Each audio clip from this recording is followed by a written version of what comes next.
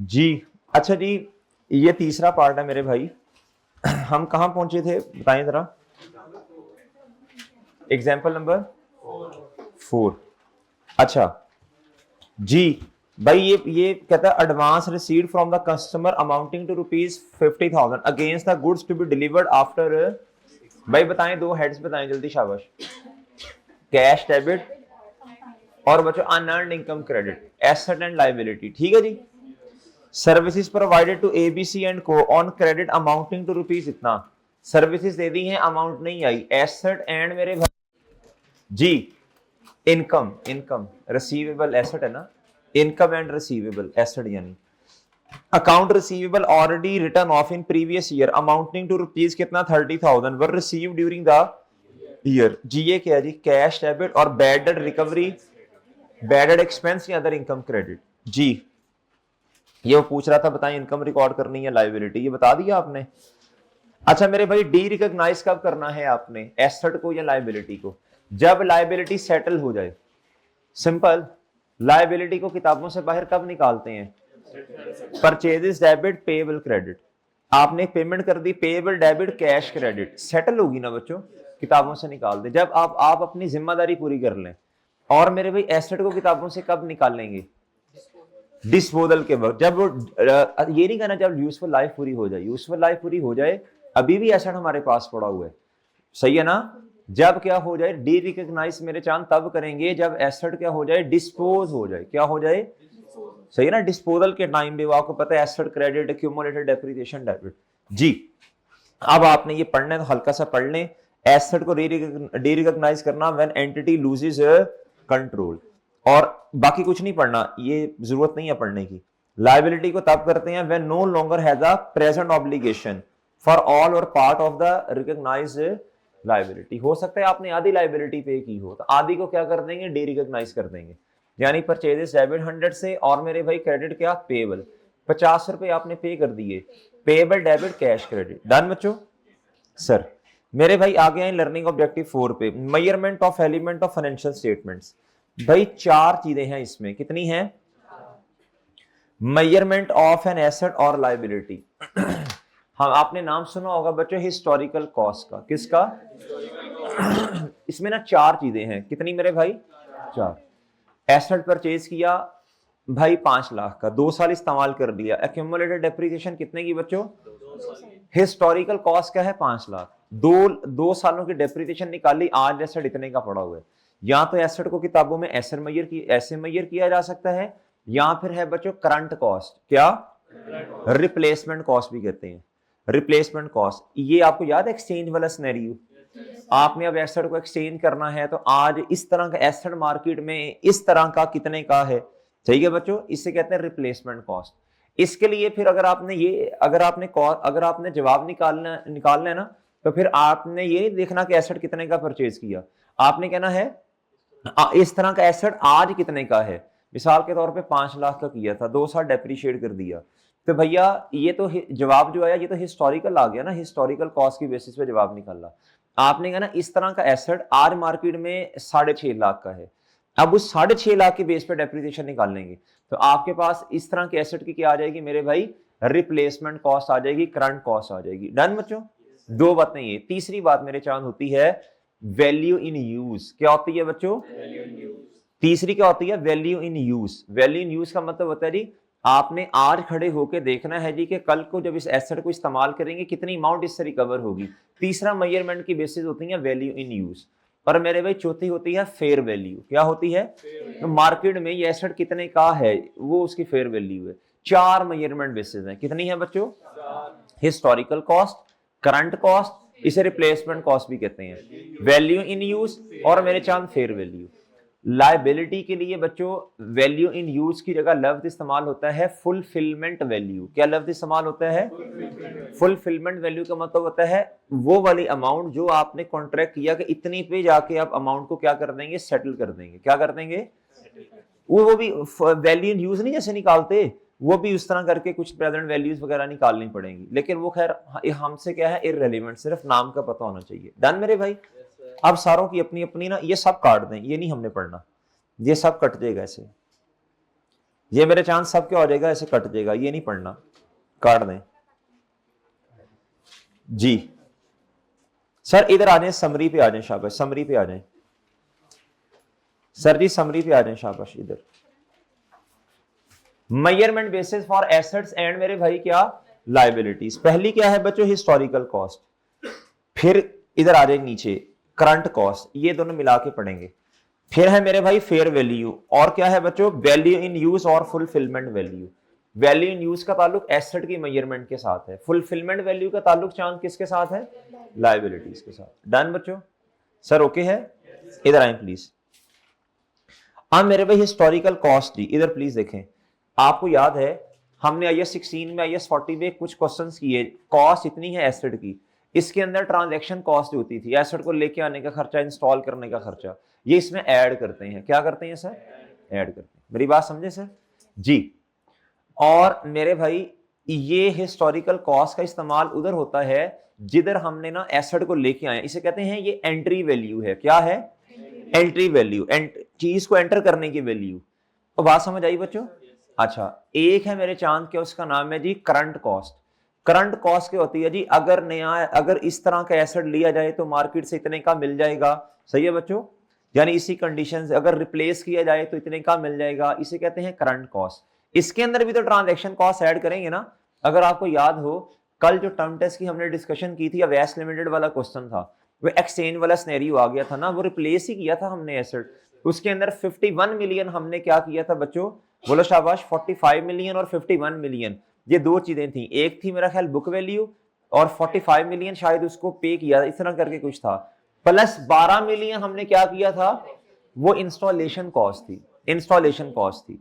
चाहे current cost हो यानी रिप्लेसमेंट कॉस्ट, चाहे हिस्टोरिकल कॉस्ट हो, ट्रांजैक्शन कॉस्ट बच्चों क्या होती है, एसेट को खरीदते वक्त यानी एंट्री वैल्यू, खरीदते वक्त बच्चों रेलिवेंट होती है। क्या होती है, इधर में ना चार चीजें हैं, चार चीजें, historical cost, fair value, value in use, या फुलफिलमेंट वैल्यू, या वैल्यू, या फिर मेरे भाई क्या करंट कॉस्ट।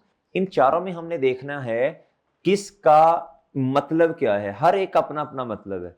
एक तो मतलब समझना है, दूसरा ये समझना है किस में ट्रांजैक्शन कॉस्ट रेलिवेंट है और किस में नहीं रेलिवेंट।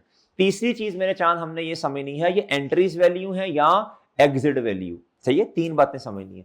चौथी बात ये समझनी है, ये जो मैंने आपको कहा ना कि मतलब इसका क्या है, इसमें मार्केट वाला एलिमेंट आ रहा है नहीं आ रहा, 3 से 4 बातें समझने की कोशिश करनी है। पहली मैंने आपको ये समझाई कि करंट, पहले मैंने आपको मतलब समझा दिए सबके, ठीक है जी। अब हमने ये समझना है दूसरे नंबर पे आके एंट्री वैल्यू क्या है और एग्जिट वैल्यू क्या है। एंट्री वैल्यू क्या होंगी, दो एंट्री वैल्यूज हैं और दो एग्जिट वैल्यू हैं। एग्जिट का मतलब बेचने वाली, जी बताएं शाबाश, जी बताएं, एंट्री वैल्यूज क्या हैं बताएं, हिस्टोरिकल कॉस्ट और करंट कॉस्ट। ये आपने खुद बताया, मैंने तो नहीं बताया, नाम से पता चल रहा है। शुरू में एसेट हमेशा किस अमाउंट पे रिकॉर्ड होता है मेरे चांद, कॉस्ट पे प्लस ट्रांजैक्शन कॉस्ट। अब लॉजिकली समझ लें, पहले तो रट्टा लगाया, आप लॉजिकली समझे। एंट्री वैल्यू का मतलब लेके आना, शुरू में बच्चों जब लेके आएंगे यानी एंट्री वैल्यू, हिस्टोरिकल कॉस्ट और करंट कॉस्ट, भैया इसे कहते हैं ये एंट्री वैल्यूज हैं। क्या है बच्चों, क्यों क्यों, वजह वजह, क्योंकि मेरे भाई इनिशियली एसेट किस पे रिकॉर्ड होता है, कॉस्ट पे रिकॉर्ड होता है। ट्रांजैक्शन कॉस्ट को ऐड करते हैं बच्चों, यस करते हैं। क्या मेरी बातें समझ आई, क्या बातें समझ आई, अगली बात सुन लो, अगली बात मेरी चांस सुनो, आप लॉजिकली चलेंगे ज्यादा अच्छा समझ आएगा। चाहे रिप्लेस्ड आइटम हो, चाहे हिस्टोरिकल, एक होता है सादा वाला डिस्पोजल, एक है बच्चों एक्सचेंज रिप्लेसमेंट वाला डिस्पोजल। जब एसेट को हमने बेचना, हमने कभी मेरे भाई ट्रांजैक्शन कॉस्ट को लिया उसके अंदर, नहीं मेरा तो नहीं किया, हमने तो नहीं लिया। हमने कभी कहा ये एसेट इतने का, ये जी नहीं, हमने कभी भी नहीं कंसिडर किया उसे। मेरे भाई हिस्टोरिकल कॉस्ट और करंट कॉस्ट के अंदर ट्रांजैक्शन कॉस्ट रेलिवेंट है।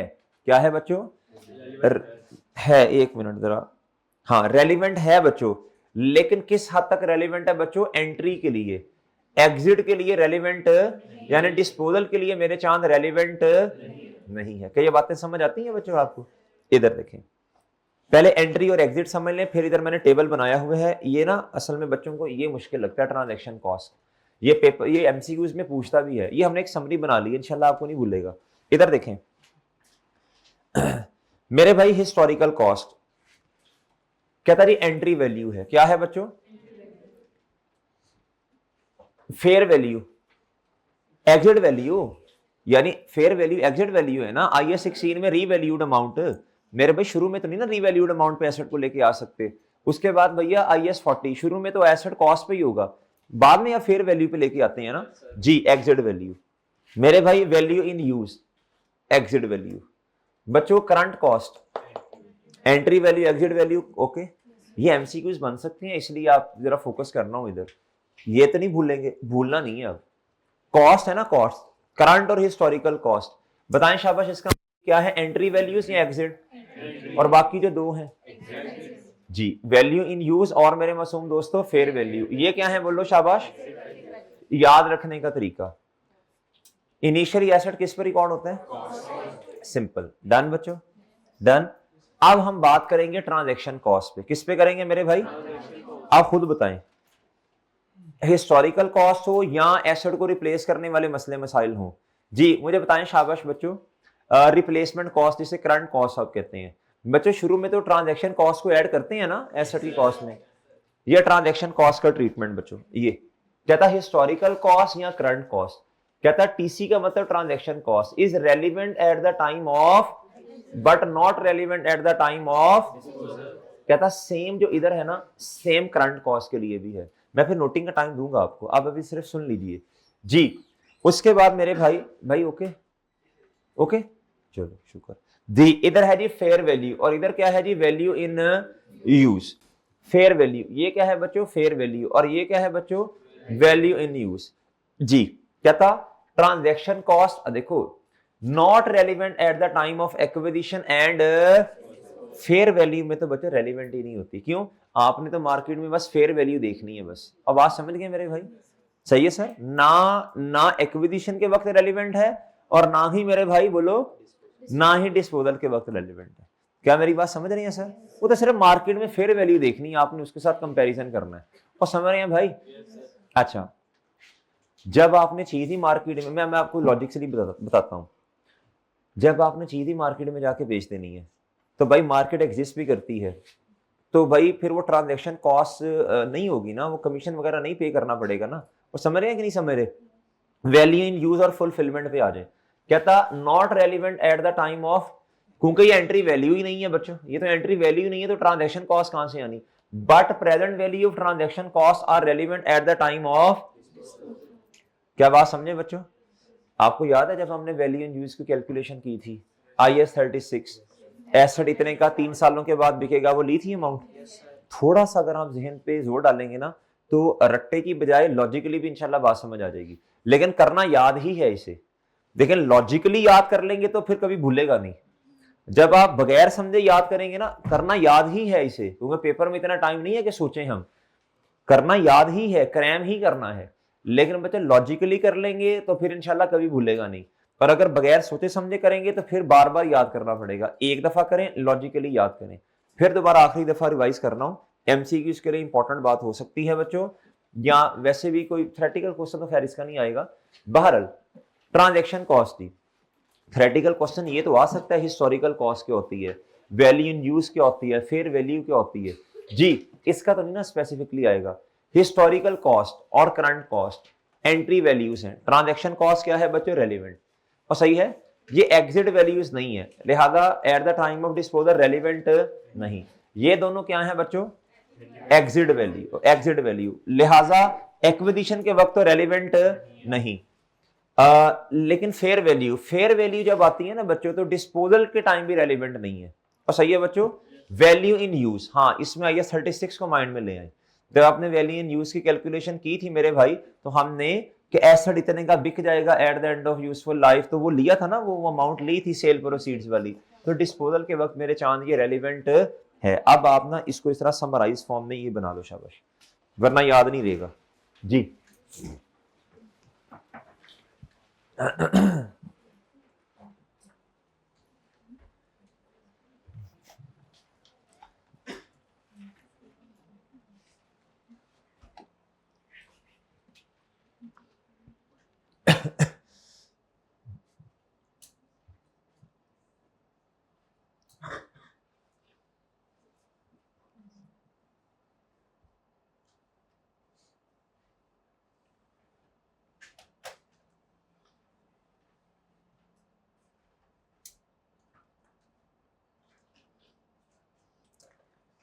भाई करो समोसों का कुछ, ये तो नाश्ता भी नहीं करके आए होंगे।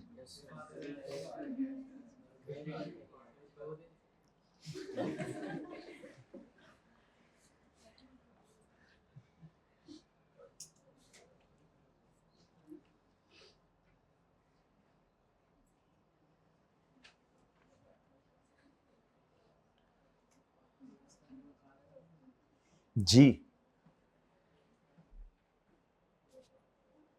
फेयर वैल्यू के साथ क्या लिखा है जी? विस्परिंग हुई है बच्चों।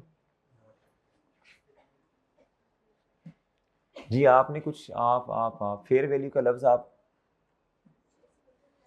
Not relevant at time of acquisition but disposal के वक्त बच्चों रेलिवेंट है जी।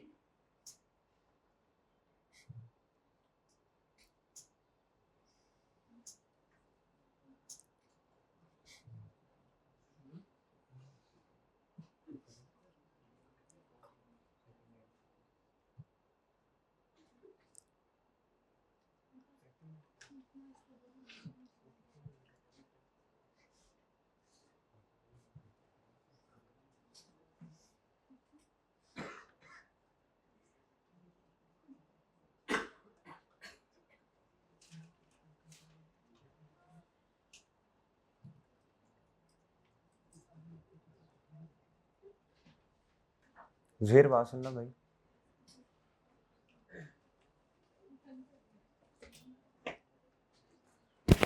लेक्चर देख लिया ओके।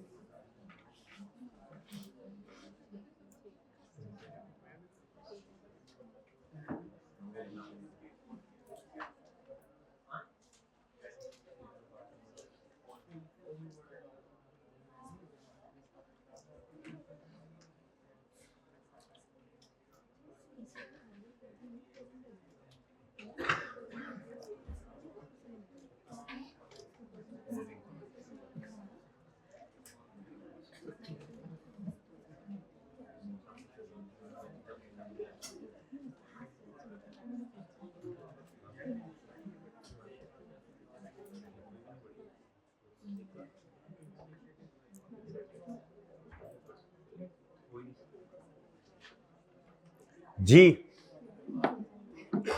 मोहतरम बात समझ आई? मोहतरम बात समझ आई जी? एक मिनट बस।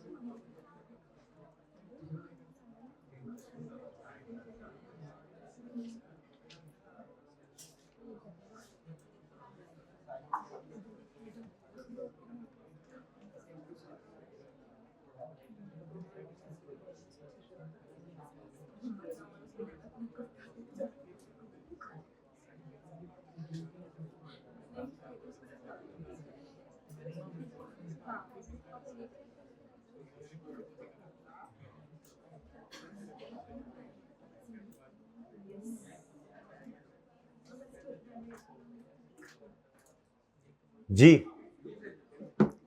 जी मेरे भाई नोट कर लिया।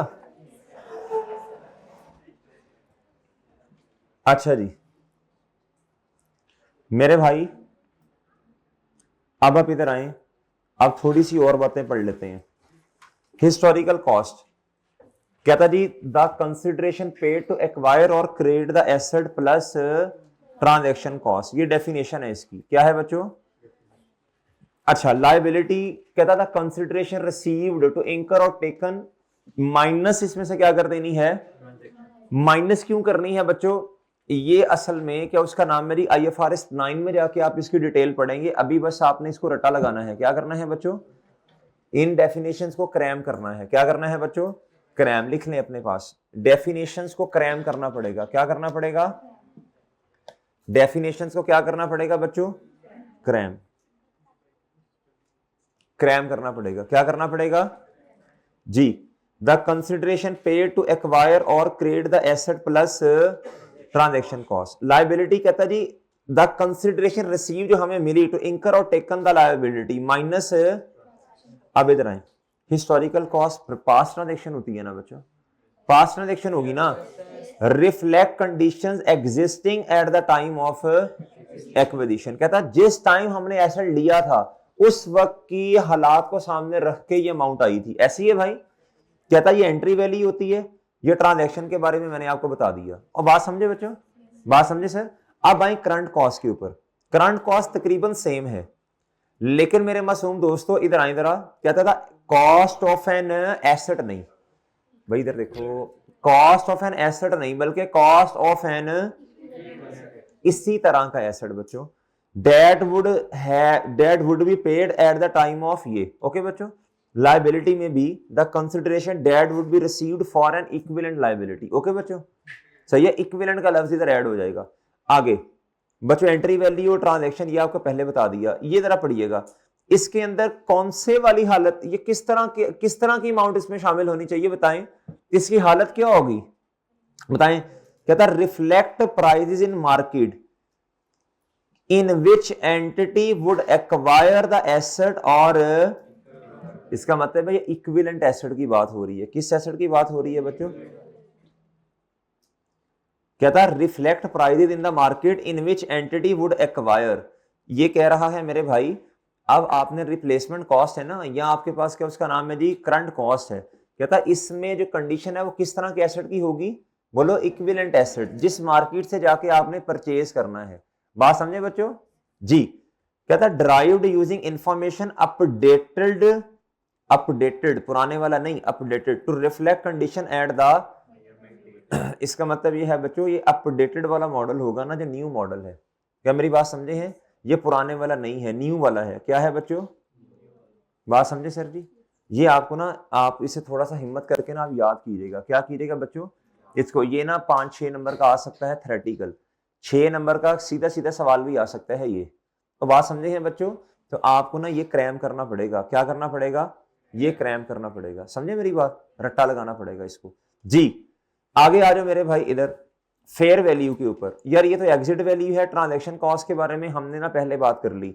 रिफ्लेक्ट मार्केट पार्टिसिपेंट अजम्पशंस, जो मार्केट में लोग मौजूद हैं, एक खरीदने वाला एक बेचने वाला, उसके मुताबिक चीज का हिसाब किताब लगाया जाएगा। बात समझ आई बच्चों?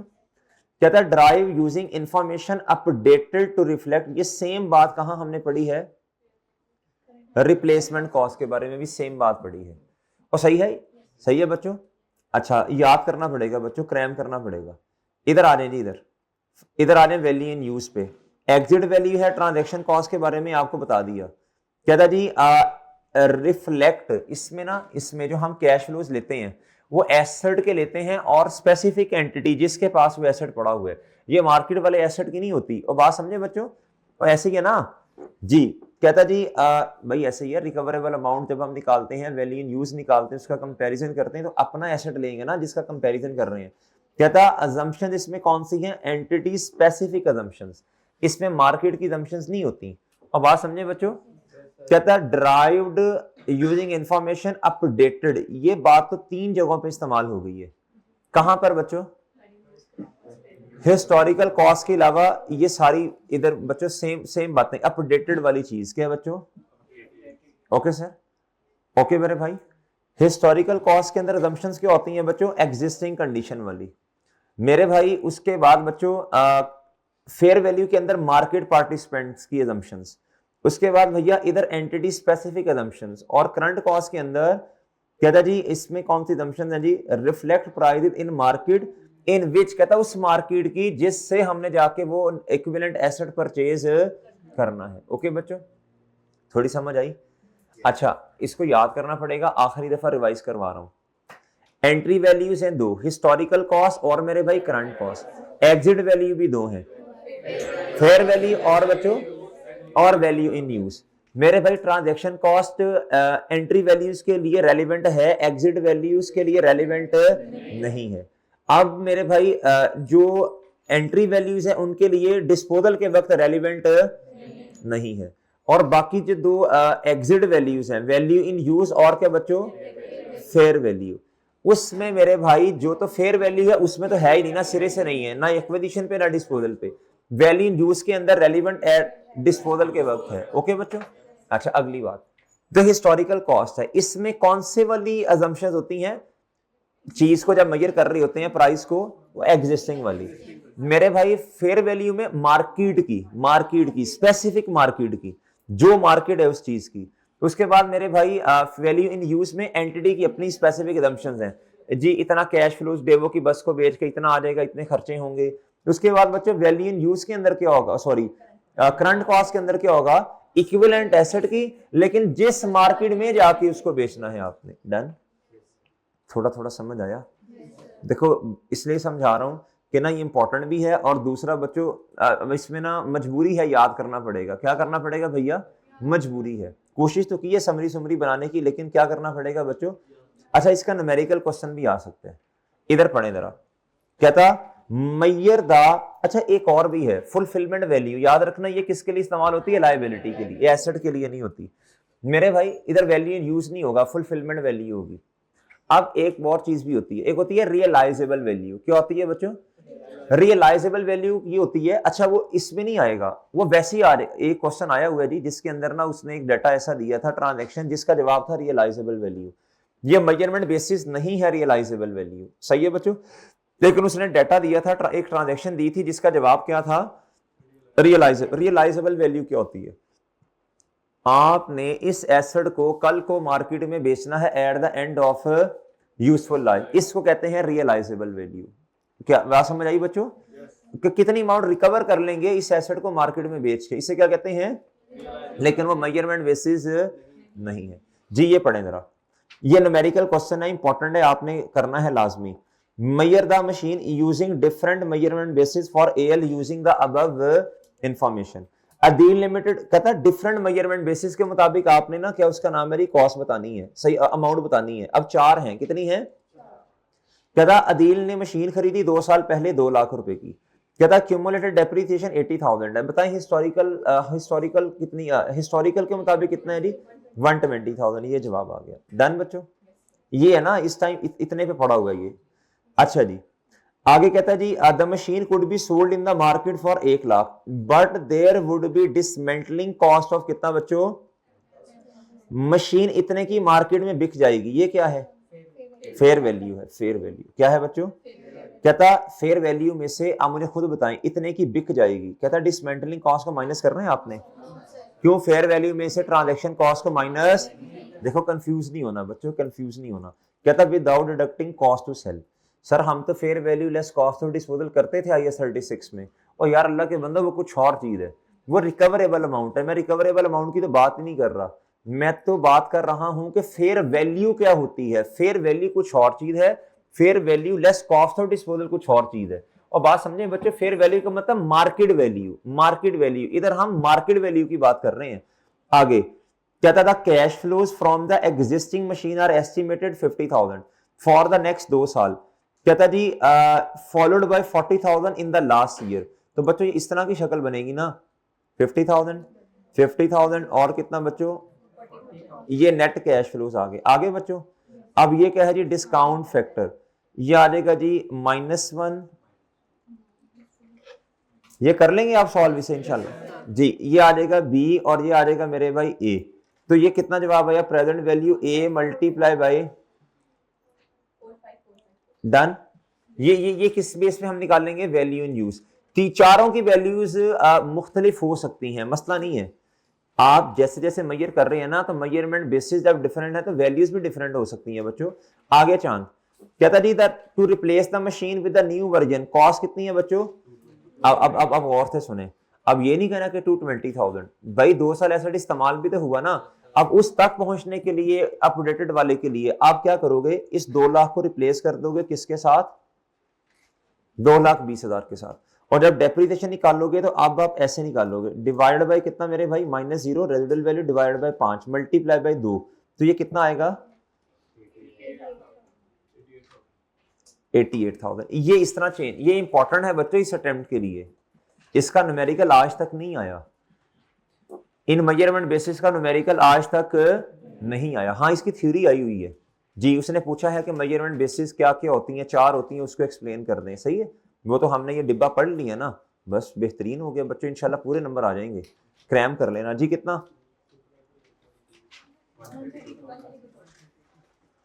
Okay sir 132। जो स्टूडेंट्स आज नहीं है उन तक पैगाम पहुंचा दें बच्चों, जंगल में आग की तरह फैला दें इस बात को कि ये 5-6 नंबर का टेस्ट हो सकता है, 5-6 नंबर का आ सकता है, 5-6 नंबर का। और जिस अटेम्प्ट में भी आया है बच्चों ने अच्छे अच्छे मार्क्स लिए हैं इसमें से, वो है ही कुछ नहीं ना यार, नंबर ऑफ कॉन्सेप्ट ही कोई नहीं है अल्लाह के बंदो। अब ये चीज ये वाली आपको 5-7 मिनट में पढ़ाई जा सकती थी, जिसमें तकरीबन आधा पौना घंटा लगा दिया हमने जी। और भाई बात समझ आई जी, 1,32,000 ये आया मेरे चांद। अब इसके सामने मैंने इसलिए किया है ताकि आपको ना, ये हिस्टोरिकल कॉस्ट है और ये क्या है जी, रिप्लेसमेंट कॉस्ट या करंट कॉस्ट, ताकि दोनों को आमने सामने रख के कंपैरिजन करना आसान हो। भाई मेरी बात समझे, आपने भी ऐसे ही नोट करो इसको, ताकि आपको याद रहे ना पेपर में, हिस्टोरिकल कॉस्ट पुराने वाला डेटा, ये अपडेटेड डेटा ऊपर रखना है और अपडेटेड डेटा की बेस पे ही आपने डेप्रिसिएशन चार्ज करनी है। क्या मेरी बात समझ गए बच्चों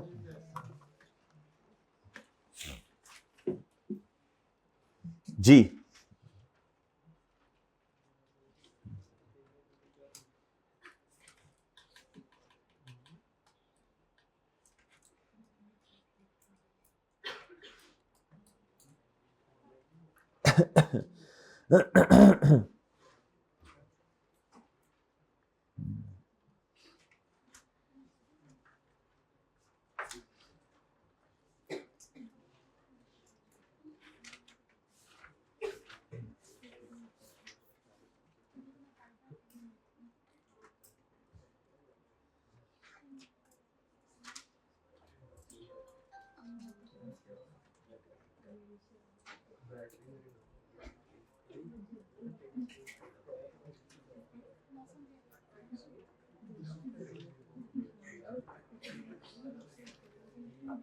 जी प्लीज बच्चों जी, इधर तक हो गया मेरे भाई जी। ओके बच्चों जी, बच्चों देखो इधर लिखो वेरी इंपॉर्टेंट, क्या लिखो बच्चों, ये एग्जांपल वेरी इंपॉर्टेंट है बच्चों, ठीक है सर जी।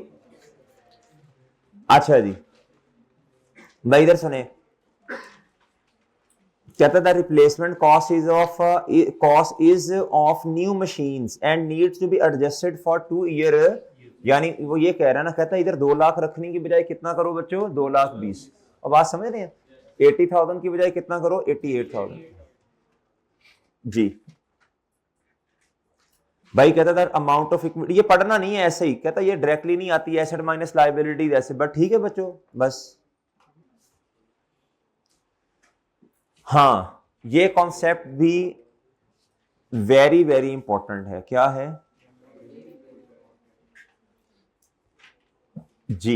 इसमें नंबर ऑफ कॉन्सेप्ट ही 3-4 हैं बच्चों। वो जो ऊपर वाला आपका क्वालिटेटिव कैरेक्टरिस्टिक्स वाला, ये फेथफुल, ये वो बातें, इनहेंस इंफॉर्मेशन, वो पढ़ा दिए, वो एमसीक्यू इसके लिए इंपॉर्टेंट है।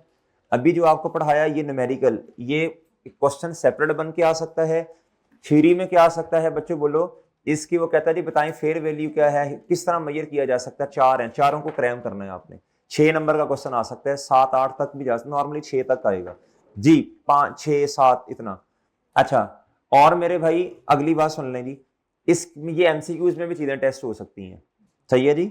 अच्छा मेरे भाई ये इसमें जो है ना एमसीक्यूज में भी टेस्ट हो सकता है और इसमें से न्यूमेरिकल आता है। क्या आता है इस पोर्शन में से? क्या आता है बच्चों?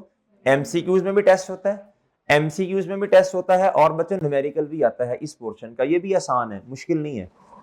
अब देखें इधर मेरे चांद, इधर देखो, इधर ये समरी हमने बनाई है। ये कैपिटल मेंटेनेंस, क्या मेरे भाई ये होता क्या? अब जरा सुनिएगा बात गौर से, इधर सुनना बच्चों। तीन चीजें हैं, तीन चीजें। हम फाइनेंशियल स्टेटमेंट्स जो बनाते हैं वो हिस्टोरिकल बेसिस पे बनाते हैं। किस तरह बनाते हैं भाई? लेकिन मेरी एक बात सुने, हम तो हिस्टोरिकल बेसिस पे बनाते हैं ना। Financial statements are prepared on historical basis. Historical basis क्या मतलब बच्चों? हमने एक चीज खरीदी है आज से 6 महीने पहले मार्केट से। कितनी देर पहले बच्चों?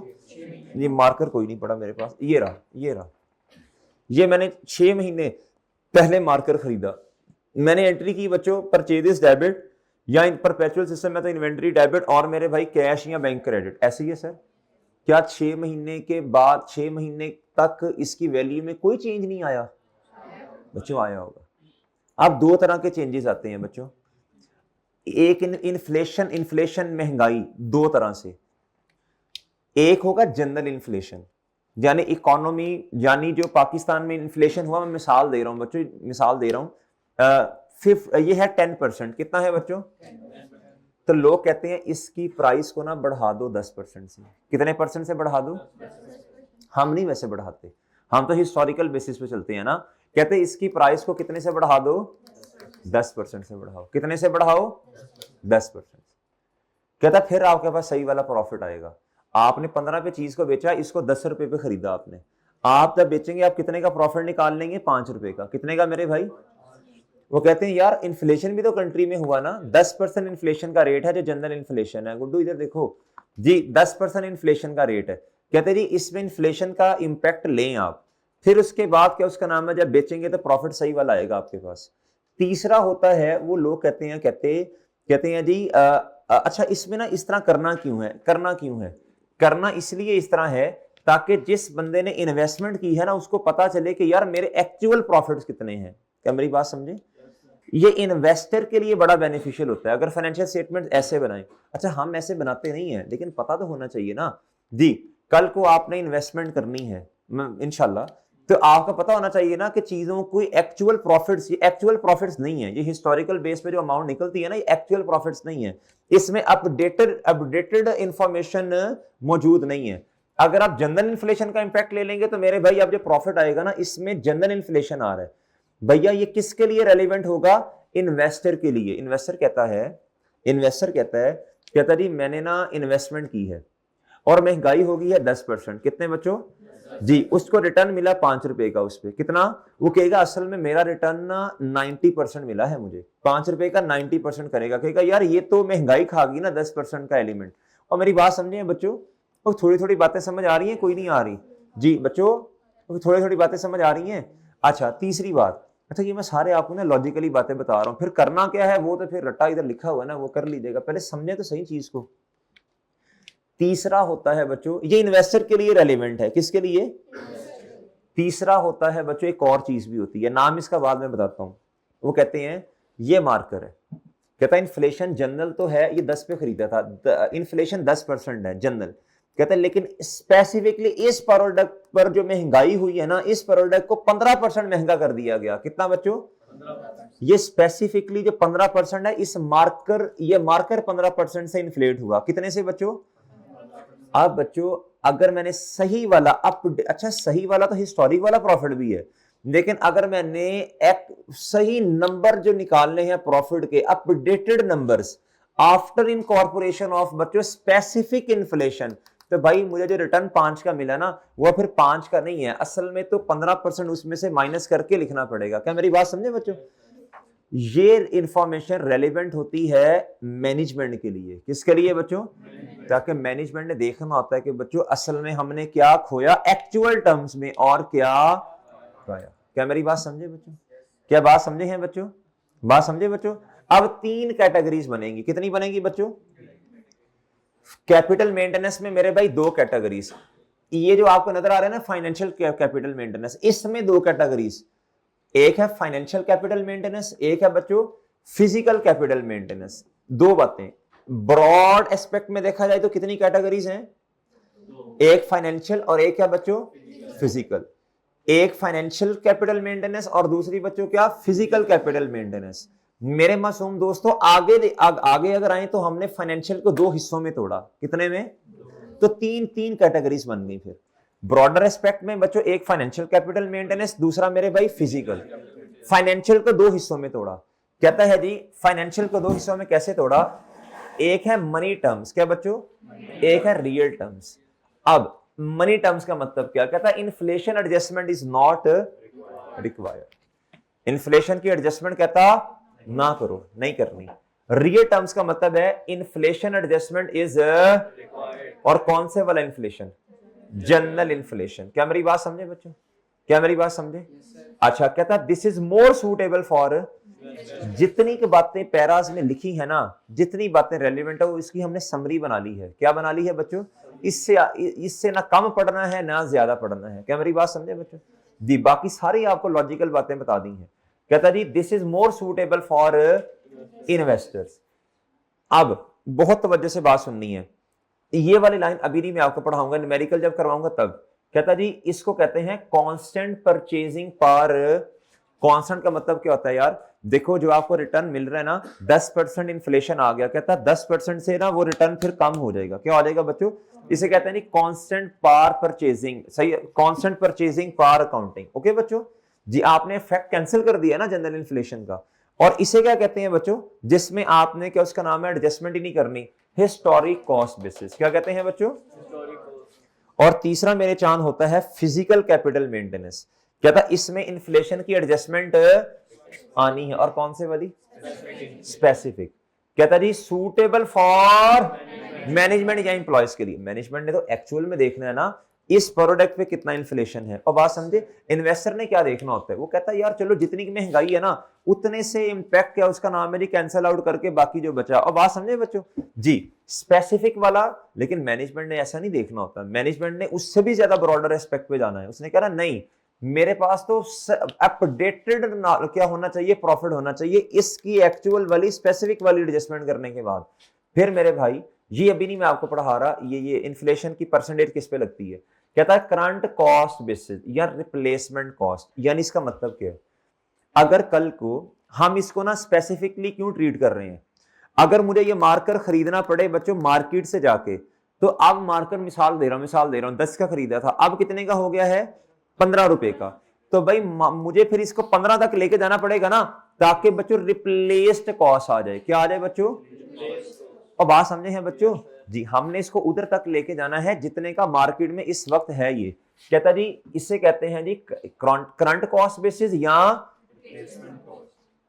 कहता जी फिजिकल प्रोडक्टिव कैपेसिटी भी इसे कहा जाता है। क्या कहा जाता है बच्चों, फिजिकल प्रोडक्टिव कैपेसिटी। अब होता क्या है, आप एक इन्फ्लेशन का ना रिजर्व बनाते हैं। क्या बनाते हैं बच्चों, रिजर्व। जितने से इन्फ्लेशन बढ़ रहा है आपने कहना है इन्फ्लेशन रिजर्व क्रेडिट। वो आपको याद है स्पेसिफिक रिजर्व जो था, उसमें आपको समझाया था बुरे वक्त से बचने के लिए पहले ही आपने तैयार रहना है, पहले ही क्या होना है, ये वो रिजर्व। आपने कहना जी चाहे रियल टर्म्स हो फाइनेंशियल कैपिटल मेंटेनेंस वाली, चाहे मेरे भाई इधर तो आपने एडजस्टमेंट ही नहीं करनी ना, इधर तो कोई इन्फ्लेशन की एडजस्टमेंट नहीं होनी, इधर एडजस्टमेंट होनी है। क्या एडजस्टमेंट होनी है, आपने कहना प्रॉफिट एंड लॉस डेबिट, और सही है बच्चे एक्सपेंस में चले जाना है, और इन्फ्लेशन रिजर्व क्रेडिट। इधर मेरे भाई प्रॉफिट और लॉस डेबिट यानी जिसमें स्पेसिफिक वाला, इसको इन्फ्लेशन रिजर्व की जगह ना कहा जाता है current service cost reserve credit. क्या मेरे भाई, इसे कहा जाता है current service cost reserve credit. क्या बात समझे भाई मेरी, क्या बात समझे हैं, क्या बात समझे बच्चों? अच्छा एक छोटी सी बात, ये वाली बात अभी आपको समझ नहीं आएगी, वैसे ही आपको बता रहा हूं मैं, वैसे ही बता रहा हूं, शायद समझ आ भी जाए शायद ना आए, देखते हैं, लेट्स ट्राई। इधर देखें बच्चों, हिस्टोरिकल बेसिस पे तो हमारी चीज जो है ना मिसाल के तौर पर ही 10 रुपए की है और 15 की बिकी 5 का प्रॉफिट आ गया। कितने का आया बच्चों? अच्छा हिस्टोरिकल तो हिस्टोरिक में तो करना ही कुछ नहीं है, जिधर जनरल आ गया ना, जनरल इन्फ्लेशन का आपने क्या लिया बच्चों, जनरल इन्फ्लेशन की परसेंटेज ली। अब मुझे खुद बताएं बच्चों, प्रॉफिट 5 का आ रहा था, कितने का आ रहा था? आपने कहा जी नहीं 10% जनरल इन्फ्लेशन है, कितना जी? तो एडजस्टमेंट अब आपने कितने से करनी है? ये तो प्रॉफिट सही वाला था, कितने से एडजस्टमेंट होनी है बच्चों बताओ? प्रॉफिट में एडजस्टमेंट करनी है आपने, 5 मल्टीप्लाई बाय 10%, ये आ जाएगा 0.5। कितने का प्रॉफिट एडजस्ट किया आपने? अब 4.5। क्या बात समझे? बात समझे? अब सवाल ये पैदा होता है मिसाल के तौर पे, अब ये 5 पे तो मैंने लगा दिया, आपने मुझे फौरन जवाब दे दिया मेरे भाई। अब सवाल ये पैदा होगा ये परसेंटेज लगनी किस पे है? इधर तो हमने 5 पे लगा दी, याद रखना ये परसेंटेज हमेशा ओपनिंग कैपिटल पे लगेगी। इसको रट्टा लगाने क्रैम करने के लिए आपको तरीका बताऊं, आपको याद है बच्चों changes in equity bonus share की परसेंटेज किस पे लगती है? ऐसे ही है ना। डिविडेंड किस पे बच्चों? शेयर्स वाला, लेटेस्ट शेयर कैपिटल। बस आपने इधर इधर आपने सिंपल ओपनिंग कैपिटल पे परसेंटेज लगा देनी है। किस किस पे लगानी बच्चों? जी, ये जितना भी हुआ opening capital multiply by opening capital multiply by बच्चों क्या, ये मैंने कहा ये 0.5 है, ये आ गया। अब आ जाए बच्चों फिजिकल कैपिटल मेंटेनेंस, किस पे बच्चों? जी, फिजिकल कैपिटल मेंटेनेंस। इसमें क्या होगा बच्चों? जी, इसमें क्या होगा बच्चों? स्पेसिफिक रिजर्व होगा। क्या होगा बच्चों? Specific reserve. जी मेरे भाई, 5 रुपए का ये प्रॉफिट आपको हिस्टोरिक बेसिस पे नजर आ रहा है। अब इसमें क्या चाहिए हमें? एडजस्टमेंट चाहिए। क्या चाहिए बच्चों? एडजस्टमेंट। अच्छा, मैं अभी छोड़े इस बात को, मैं कहता हूं जी ये जो इन्फ्लेशन था ना, ये था जी कितना? 20% था। कितना था? इस प्रोडक्ट पे, इस प्रोडक्ट पे, इसीलिए इसे प्रोडक्टिव कैपेसिटी भी कहते हैं भाई। इस प्रोडक्ट पे जो इन्फ्लेशन है वो कितना है? 20%। मैं कहता हूं यार ये शेयर कैपिटल जितना भी आपने रखना है रखने, मसला नहीं है, ये ओपनिंग कैपिटल होगा। क्या होगा? शेयर कैपिटल नहीं, ओपनिंग कैपिटल होगा। मैं कहता हूं मिसाल के तौर पर ये 1 रुपए है, ये कितना आया बच्चों आपके पास? 4 आ गया। कितना आया मेरे भाई? बात समझे? ये इधर प्रॉफिट को भी एडजस्ट करेगा और उधर से इक्विटी में जाके इन्फ्लेशन में भी ऐड होगा। जो इधर से निकला ये कहां जाके ऐड होगा बच्चों? इक्विटी में। कैसे? अभी इंशाल्लाह क्वेश्चन करते हैं। क्या ये बात समझ आई बच्चों आपको? अब इस लाइन को पढ़ें जरा, अब इस लाइन को पढ़ो मेरे भाई। कहता inflation rate percentage is always applied on, कहता इन्फ्लेशन रेट, यानी इन्फ्लेशन रेट कौन सा? स्पेसिफिक वाला, इज ऑलवेज अप्लाइड ऑन। अब शायद ये बात आपको समझ आई हो, लेकिन इससे भी ज्यादा अच्छी समझ तब आएगी जब इस क्वेश्चन को इंशाल्लाह हम खुद अपने हाथ से कर लेंगे। डन मेरे भाई? डन है सर जी? अब आप क्या करें, इसको ना नोट करें, इसको ना इंपॉर्टेंट बात है, इसको नोट करना पड़ेगा जी। पहले इसको कर लें, फाइनेंशियल कैपिटल मेंटेनेंस, और ये है फिजिकल कैपिटल मेंटेनेंस। जो लफ्ज समझ ना आए पूछ लेना।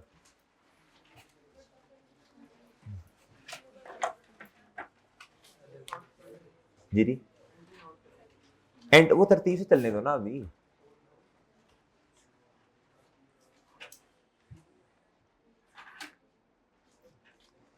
अच्छा तो ये है कि बुक पे नोट किया जाए।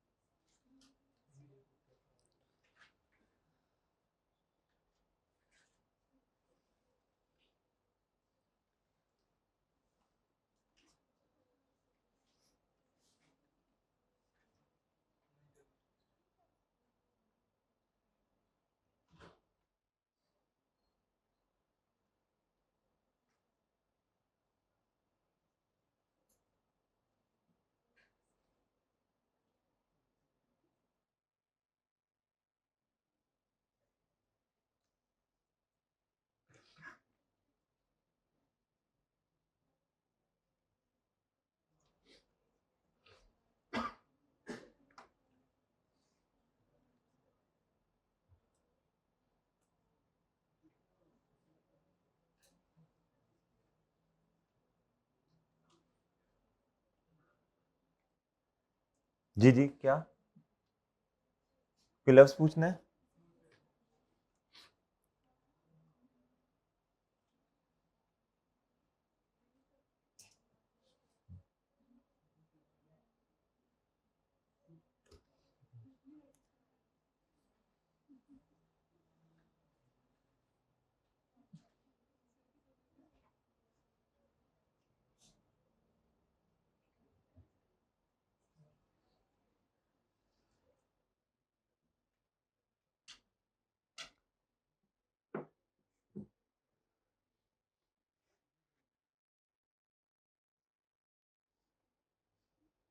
बच्चों नोट कर लो, नोट कर लो, कर लिया नोट?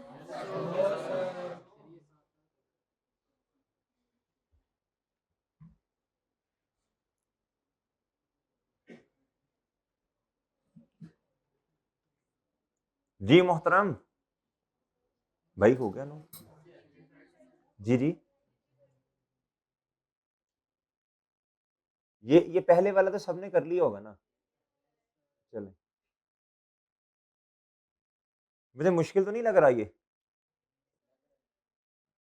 जी अभी न्यूमेरिकल करेंगे, इंशाल्लाह सही हो जाएगा। अभी न्यूमेरिकल करने दें। जी, इश्क का दस्तूर निराला निकला, जिसने सबक याद किया उसे छुट्टी ना मिली। जो नहीं आए, जो नहीं आए उनको तो छुट्टी है ना, जो आगे हैं वो इसीलिए शेष है ना, इश्क का दस्तूर, जो आगे हैं उनको अब लेट छुट्टी मिलेगी।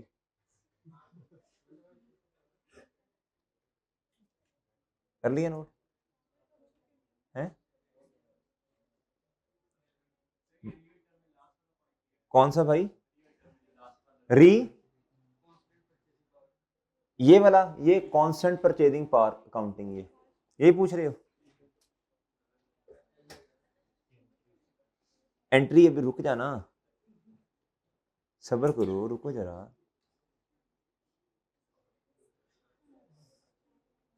यार देखे ना, आज मैं ये चाह रहा हूँ कि आप घर जाएं तो आपको इतना कॉन्फिडेंस हो ना, 5-6 नंबर तो अल्हम्दुलिल्लाह तैयार पक्के करनी है हमने। जी, वो तो आइए सेठ के एमसीक्यूज का ही पता नहीं क्या बनेगा अब। हैं?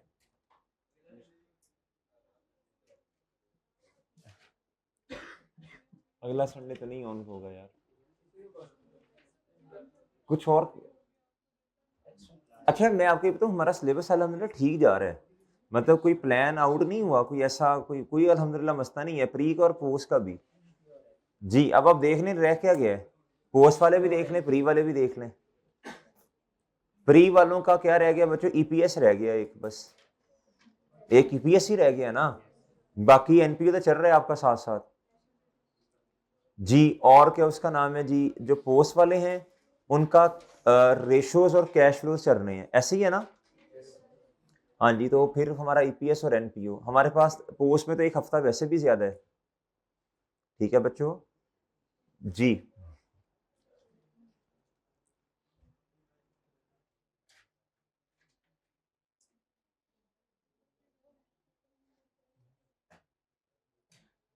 पोस्ट के लास्ट टाइम जो लेक्चर्स हुए थे वो हुए थे 76 हुए थे मेरा ख्याल है, 77 या इतने हुए थे मेरा ख्याल है, तो इस दफा भी इतने ही होने हैं।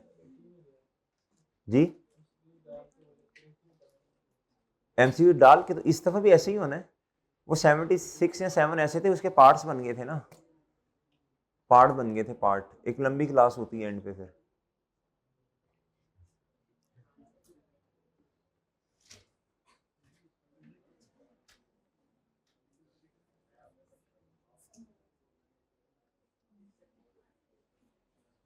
जी चलो भाई, भाईजान ओके।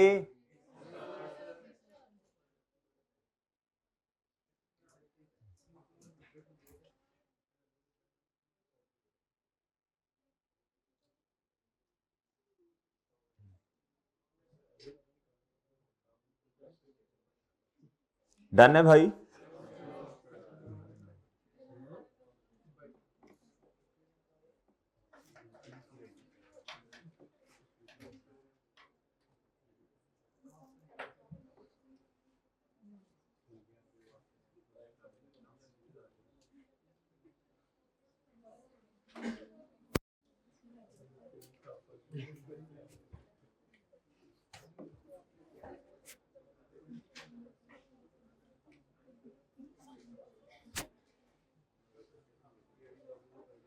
बच्चों कर लिया नोट? चलें जी भाईजान, आप क्वेश्चन एग्जाम्पल आपके सामने है जी, एग्जाम्पल।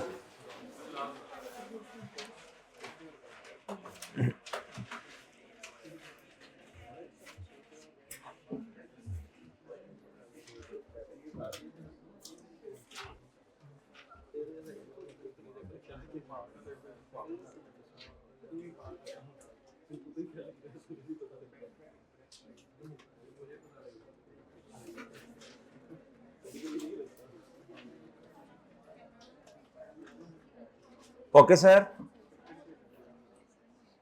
सर जी एग्जाम्पल नंबर 6 पे आ जाएं बच्चों। इधर अब खामोशी इधर आ हैं, अब जरा खामोशी। क्या था जी, calculate profit and prepare summary of financial position. एक बात सुन लें बच्चों गौर से, एक्सट्रैक्ट्स के अंदर हम कभी भी कैश को लेकर नहीं आते, याद है ना आपको। आप देखो समरी का मतलब एक्सट्रैक्ट्स है ना बच्चों, एक्सट्रैक्ट्स है ना। ये पास पेपर में क्वेश्चन आया हुआ है, लेकिन ये थोड़ा लेंथी क्वेश्चन है, उसमें बड़ा सिंपल सा था जी। X limited commence business on, अच्छा पहले ना वो जरा बना लेते हैं हम, पहले हम बना लेते हैं बच्चों।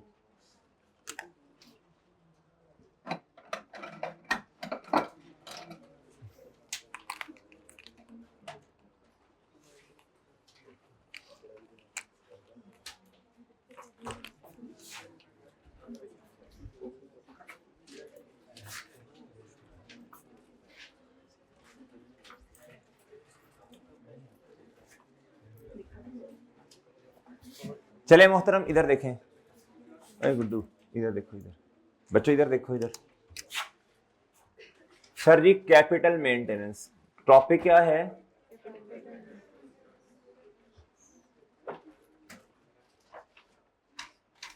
लें sir G capital maintenance.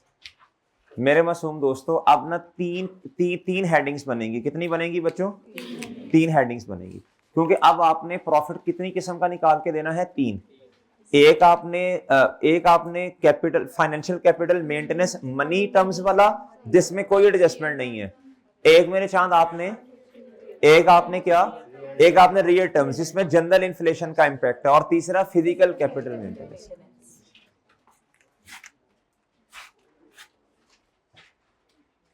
Financial capital maintenance कौन से वाली बच्चों? शाबाश, मनी टर्म्स जी। दूसरा बच्चों क्या है जी? फाइनेंशियल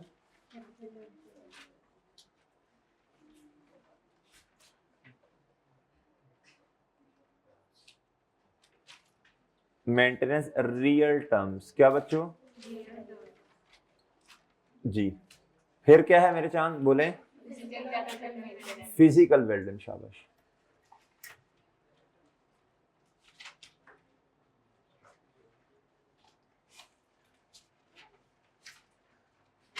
जी।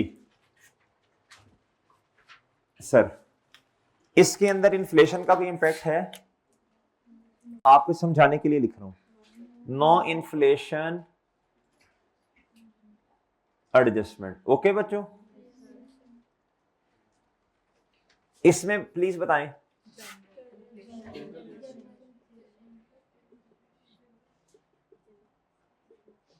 ओके सर, इसमें प्लीज बताएं।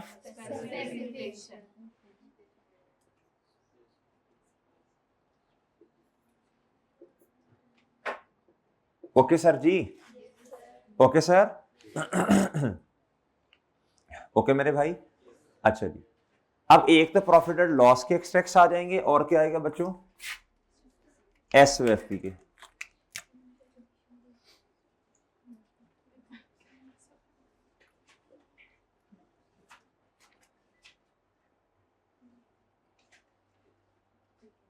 अच्छा एसओएफपी में भी सिर्फ कौन से वाला पोर्शन आएगा बच्चों? इक्विटी। क्या बच्चों होगा जी? Opening capital. क्या होगा बच्चों? Opening capital. क्या होगा बच्चों? Opening capital. डन मेरे भाई। अब बात समझे हैं आपके नहीं? क्वेश्चन जरा मैं देख लूं इसमें है क्या क्या। Commence business during the year, ठीक है ठीक है ठीक है। इन द ईयर कॉस्ट कितना? ठीक है 10,000 10,000, ओके। इधर आ जाना है जी सेल्स,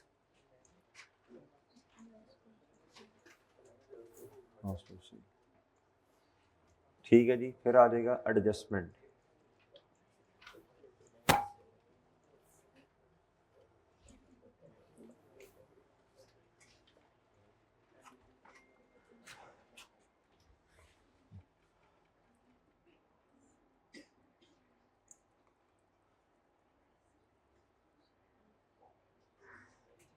जी आओ बच्चों क्वेश्चन पढ़ लें, जरा क्वेश्चन पढ़ लेते हैं। आज कहता एक्स लिमिटेड कमेंस बिजनेस, इधर भाई इधर, in first year with a single, कहता जी अभी हमारा बिजनेस नया स्टार्ट हुआ है बच्चों, ठीक है। कहता जी with a single item of inventory which cost कितनी है बच्चों 10,000, कितनी है सर जी। अब जरा सुनिएगा, बिजनेस नया स्टार्ट हुआ, ये 10,000 जो हमने खरीदी है इन्वेंटरी, ये जादू से तो नहीं खरीदी, कैश डेबिट बिजनेस का और कैपिटल क्रेडिट। बच्चों कैश एक्सट्रैक्ट्स में नहीं हम लिखते, डन। तो ये कैपिटल में लिख दूंगा इधर मैं तीनों में, कितना कितना 10,000, इधर भी कितना बच्चों और इधर भी कितना बच्चों। आप मेरे साथ साथ क्वेश्चन सॉल्व करें। कैश दिमाग में, भाई बिजनेस का पहला साल है तो कैपिटल आया ना बच्चों। ओपनिंग कैपिटल तो खैर मुझे नहीं लिखना चाहिए इधर, बस कैपिटल लिख दिया। क्या लिख दिया बच्चों, कैपिटल, ये शुरू में आया। जी भाई नोट करो साथ साथ।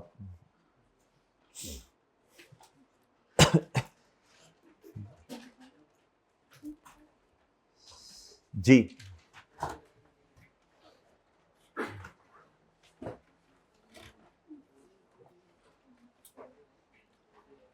आगे कैपिटल तीनों में लिख दो बच्चों।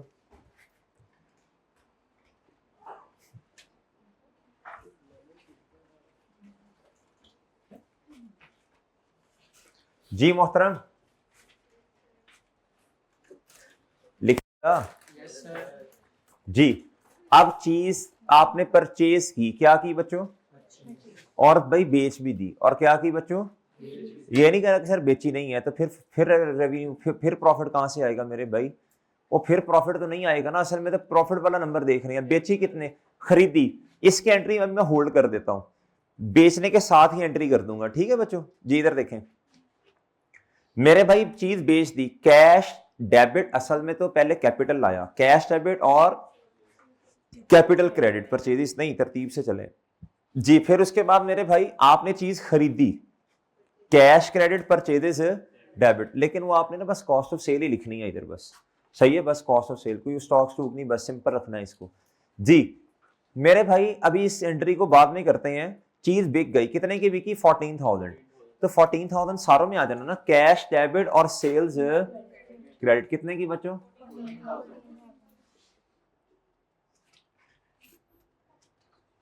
क्या मेरी बात समझे हैं आप। Yes sir. और बात समझे हो, तरतीब से चलना यार, जिस तरह नॉर्मल अकाउंटिंग करते हैं। कैपिटल लाया, सही है जी, चीज खरीदी और बेच दी, बेचने ये मैंने सेल में लिख दिया जी 14,000 की बेची। बेचने का खर्चा कितने की खरीदी थी 10,000 की, कॉस्ट ऑफ सेल कितनी बच्चों 10,000, इधर भी कितनी बच्चों 10,000, इधर भी कितनी बच्चों 10,000। ये बातें तो नॉर्मल है बच्चों, चीज खरीदी बेच दी, भाई सेल इतनी ये इतनी, प्रॉफिट कितना नजर आ रहा है बच्चों आपको 4,000 का, कितने का मेरे चांद 4,000 का, जी देख लें 4,000 का प्रॉफिट नजर आ रहा है बच्चों। इसमें कोई एडजस्टमेंट होती है, नो सर। बताएं प्रॉफिट कितना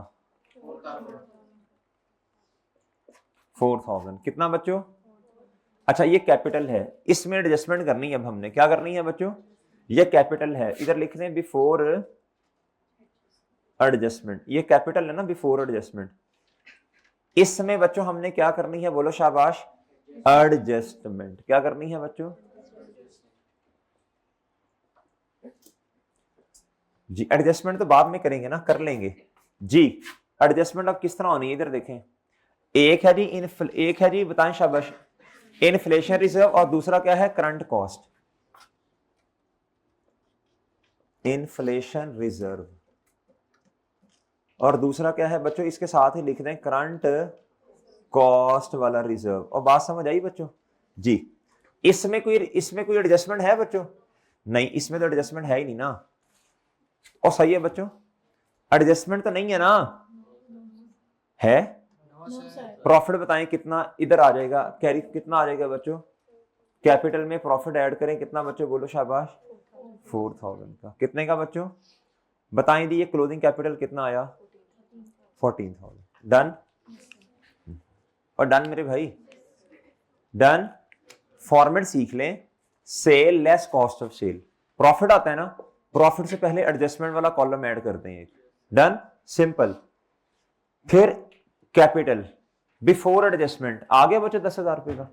फिर एडजस्टमेंट आनी है, फिर क्या आनी है, यानी याद कर लें प्रॉफिट से पहले एडजस्टमेंट आनी है, इधर भी एडजस्टमेंट इधर भी एडजस्टमेंट, फिर आपके पास इधर प्रॉफिट को कैरी फॉरवर्ड कर दीजिएगा 4,000 से। और ठीक है बच्चों, आपका क्लोजिंग कैपिटल कितना आया बच्चों 14,000। डन मेरे भाई, डन सर।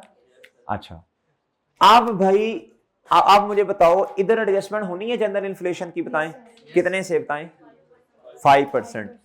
किस पर रेट लगेगा, कैसे पता चला, 4,000 पे। कहता ड्यूरिंग द ईयर सेल इतने की 14,000 की, कहता during the year general inflation 5% है, स्पेसिफिक कितना 10%। तो बात समझे हैं। अब बहुत तवज्जो से आपने मुझे जवाब दे देना है जी। इधर एडजस्टमेंट कितने की प्लीज बताएं, शाबाश। ये कैसे करनी है एडजस्टमेंट, ये एडजस्टमेंट वाला कॉलम है, मैं इधर ही कर रहा हूं, बताएं किस पे रेट लगेगा। 10,000 क्या है बच्चों, ओपनिंग कैपिटल। ये रट्टा नहीं लगाना कि जितनी चीज की कॉस्ट है उस पर रेट लगना है, नहीं, कैपिटल ये तो शुरू में है। मैं कहता हूं 90,000 कैपिटल है, किस पे रेट लगेगा 90,000। खैर चलो इधर 10,000 ही है, बताएं कितना आया एडजस्टमेंट, कितनी बच्चों, एंट्री बताएं, प्रॉफिट एंड लॉस डेबिट, और यही जाकर किधर ऐड होगा, रिजर्व है ना, इधर लेस नहीं करना, credit equity credit, credit in reserve credit equity में ऐड होगा। ये आपने असल में तो नुकसान नहीं है ना, ये तो आपने फ्यूचर में तैयारी करनी है, फ्यूचर की क्या करनी है बच्चों, आपने कहा असल में हमारा प्रॉफिट ये 500 से कम करें और रिजर्व में जाके ऐड कर दें, रिजर्व बनाते जा रहे हैं, रिजर्व बढ़ते जाएंगे, क्या होंगे बच्चों, बताएं जी बताएं। अब ये प्रॉफिट कितना हुआ, जवाब एंड में 14,000 ही आना है, आप देख लेना, जवाब 14,000 ही आना है, लेकिन प्रॉफिट के नंबर में चेंजिंग आनी है। और सही है जी, बताएं बच्चों ये कितना हुआ 500, और ये प्रॉफिट कितना इधर कैरी फॉरवर्ड होगा, बताएं कितना जवाब, बात समझे बच्चों, निशानी ये है, जवाब 14,000 ही आना है। डन बच्चों, और डन है। अब देखने वाला समझ आएगा, अच्छा यार ये एडजस्टमेंट की है इन्होंने, अपना प्रॉफिट एक्चुअल वाला प्रॉफिट इनका, यानी एक्चुअल से मुराद है जनरल इन्फ्लेशन का इंपैक्ट लेने के बाद इतना है, और उतने से ही हमने 500 से रिजर्व क्रिएट कर लिया। Done done. अब आ जाओ बच्चों स्पेसिफिक रिजर्व पे, बताओ इसका क्या करना है, 10,000 पे 10%। बताएं शाबाश, बताएं कितने का, एंट्री क्या बनी, प्रॉफिट और लॉस डेबिट, और करंट कॉस्ट रिजर्व 1,000 से। डन बच्चों, बताएं प्रॉफिट अब कितना आया, इस 3,000 को किधर ले जाना है, प्रॉफिट में कैरी जी, बताएं जी कितना, ले सर, ओके बच्चों, ओके सर, डन है बच्चों, एनी प्रॉब्लम सर।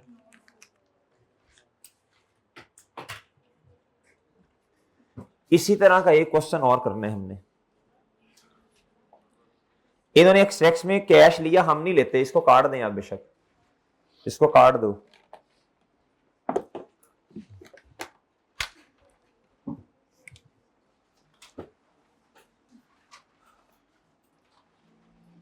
ये कमेंट्री हमने कभी क्रिकेट मैच की नहीं इतनी सुनी, तो इसकी क्या सुननी जी।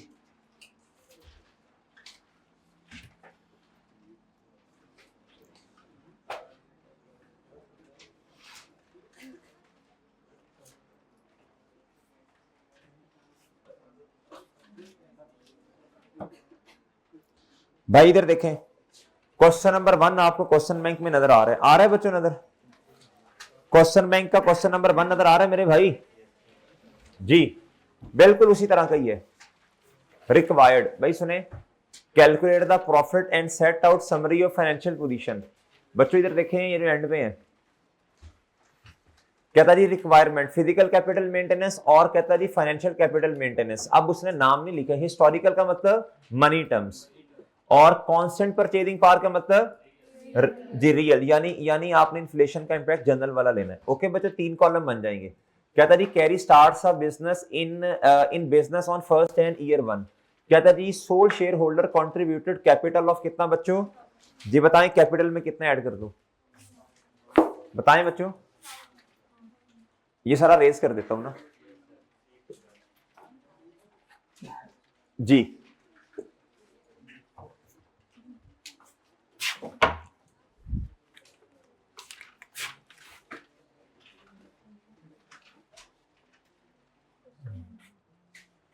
बताएं बच्चों, ये कितना जी बताएं? 1000। इधर भी 1000, इधर भी क्या बच्चों 1000, और इधर भी सर जी क्या 1000। डन बच्चों, डन सर। अब अगला स्टेप क्या होगा? देखिए चीज बिकी कितने की जी? 1400, कहता जी इतने की चीज परचेज की एंड सोल्ड कितने की बच्चों? 1400, सेल में कितना लिख दूं?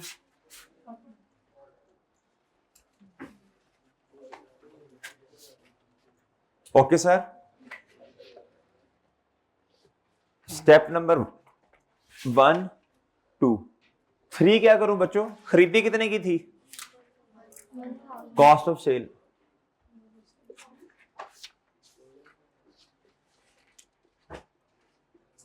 ले भाई नेक्स्ट, नेक्स्ट बच्चों। अच्छा मेरे माइंड में ना एक चीज आ रही है, वो चीज ये आ रही है कि आई कैप के एग्जामिनर ना किस लेवल तक जा सकते हैं। अभी अभी माइंड में आया है कि यार ये इसमें मैक्सिमम क्या कर सकता है। वो मैक्सिमम मेरे चांद ये कर सकता है कि जी क्लोथिंग स्टॉक भी दे दे। क्या दे दे मेरे भाई? क्लोथिंग स्टॉक भी दे दे। बस और तो कुछ नहीं कर सकता इस टॉपिक में। मैक्सिमम अगर मुश्किल किया तो इधर देखें, कहता जी 10,000 रुपए की चीजें खरीदी थी ठीक है 10,000 लिए, फिर cost of sale sorry 1000 cost of sale फिर ये नहीं होगी परचेजेस। कहता जी अभी इसमें से ना 80% चीजें बिक गई हैं, 20% पड़ी हुई हैं। तो बच्चों इधर देखो, फिर इधर कितना आएगा?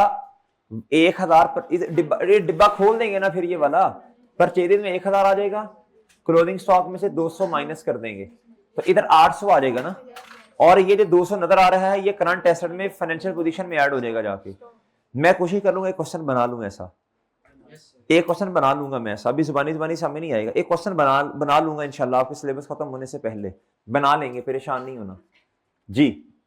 या हो सकता है मौक में दे दें जी, ऐसा भी तो हो सकता है ना जी। बहरहाल इंशाल्लाह कर लेंगे ये, आप मुझे याद करवा दीजिएगा ठीक है जी, सेशन खत्म होने से पहले पहले जी, मुझे बहरहाल याद रहेगा इंशाल्लाह। मैक्सिमम ये कर सकता है बच्चों, और क्या करेगा वो एग्जामिनर जी।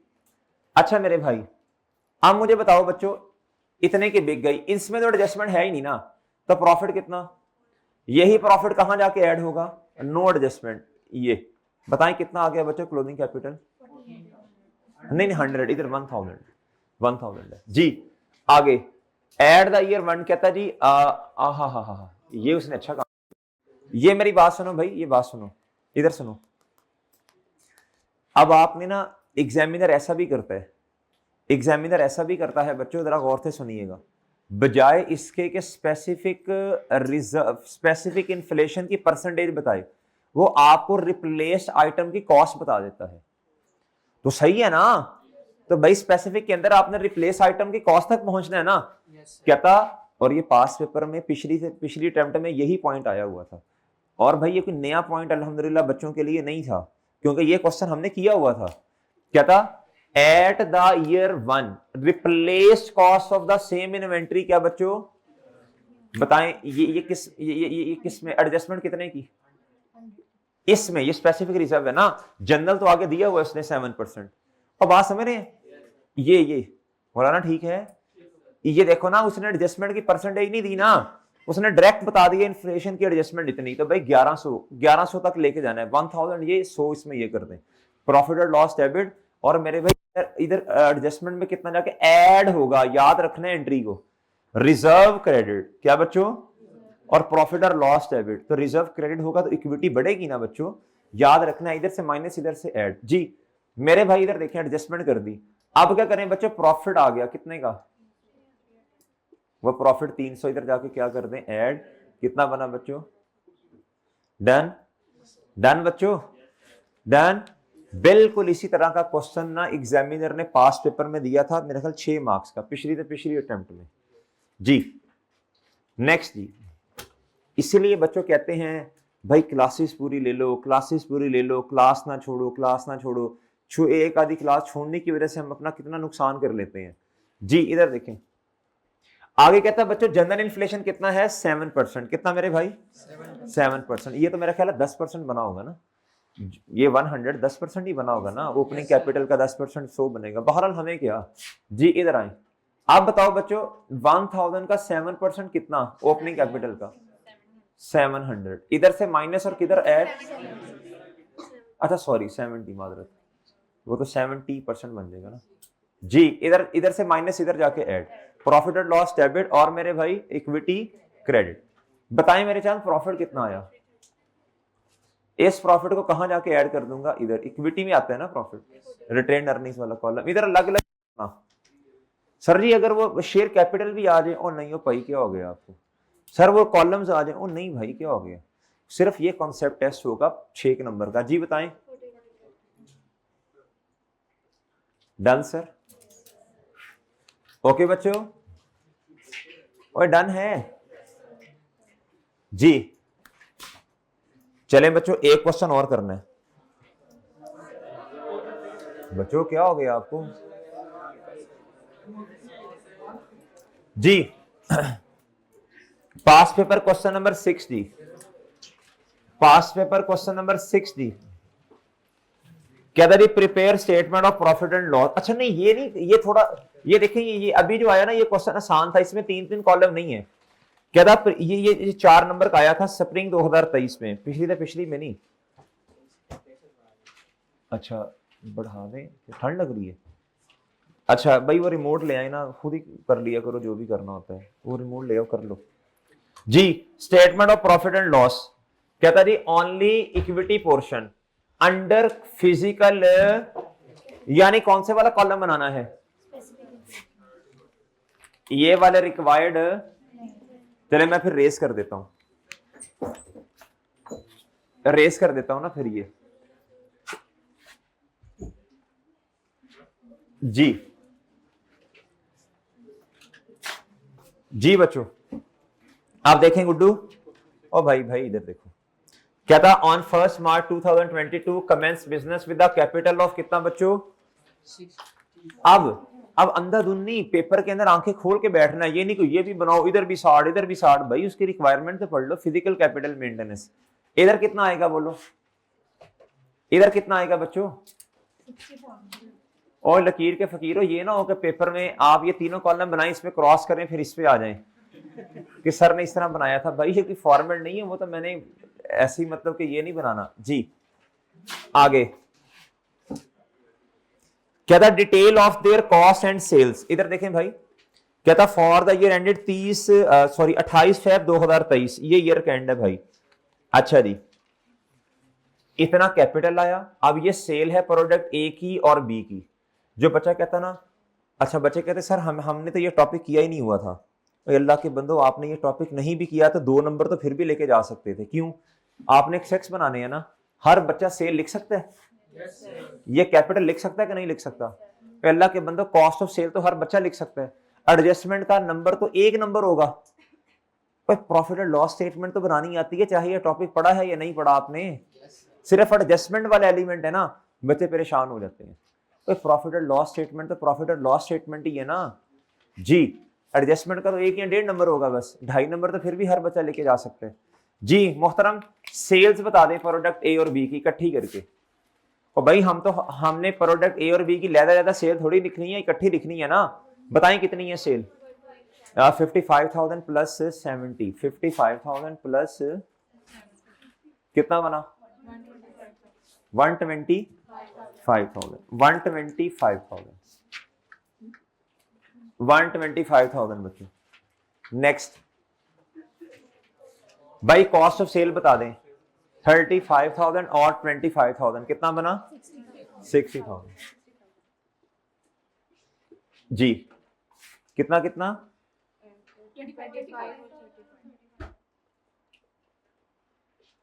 ले sir ji, okay sir.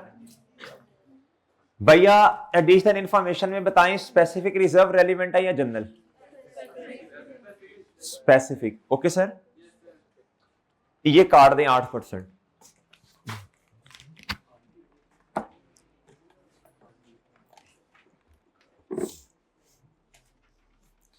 Ji inflation specific to the product A, कितना मेरे भाई? अब दोनों का नहीं बताया, ए का बताया है अभी, और बी के लिए देखिए उसने क्या दिया हुआ है, ये कर लें पहले, ये तो आसान है रिप्लेसमेंट कॉस्ट वाला। बताएं बताएं जी, बताएं बच्चों क्या करना है, जल्दी बताएं। अब इधर देखें, इधर देखें, एडजस्टमेंट बी की आ जानी है कितने से, 10,000 से। इसमें प्लस क्या करना पड़ेगा, ये तो बी की आई है ना, नहीं नहीं ए की तो करनी है, मैं अभी बी का पूछ रहा हूं ना। ये 35,000 थी इसकी कॉस्ट, कहां तक लेके जानी है, 45, तो कितने की एडजस्टमेंट, ये बी की है, और ठीक है। और इधर देखो, इधर इधर कितना ऐड कर देना जाके आपने, इधर से लेस, ठीक है। अभी मैं लेस करता हूं, एक ही दफा करूंगा ना, वर्किंग करनी है तो वर्किंग कर लें, एक ही दफा लेस करूंगा जी, और सही है। 35 से 45 पे चला गया ना, 10,000 की एडजस्टमेंट कर दी। अच्छा अब एक ही करें जल्दी, शाबाश। ओपनिंग कैपिटल कितना है बच्चों, 60,000, और एडजस्टमेंट कितनी, 12%, तो 60,000 का 12% कितना बना, एडजस्टमेंट नहीं समझ आई तो ये देखो ना, हाँ सॉरी गुड गुड, शाबाश, माशाल्लाह माशाल्लाह, अल्लाह नजरे बस से बचाए जी। इसकी एडजस्टमेंट कितनी बच्चों, 10,000 रुपए की, इसकी करवा दें जल्दी से, शाबाश। वर्किंग छोटी सी, वर्किंग 1, एडजस्टमेंट ए जी, ए की एडजस्टमेंट बच्चों, ये 60,000 तो दोनों का है ना, इसमें से हिस्सा ए का कितना है, 25, गुड शाबाश, 25,000। कोई ओपनिंग कैपिटल अंधाधुंध नहीं लगा देना, इसमें से हिस्सा निकालो प्रोडक्ट ए का जी। 20 मल्टीप्लाई बाय कितना है, तो टोटल एडजस्टमेंट कितनी बनी, चलो इसकी वर्किंग ही कर लें, हमें इधर गंद मचेगा। इधर आए और इधर आके आपने लिख दिया कितना बच्चों, अगर सेपरेट सेपरेट लिखना है तो फिर भी लिखा जा सकता है, सेपरेट सेपरेट लिखना है लिख लो, 10,000 जी, इधर 10,000, ओके बच्चों, एडजस्टमेंट है ना, एडजस्टमेंट है जी। और मेरे भाई बताएं जल्दी, शाबाश।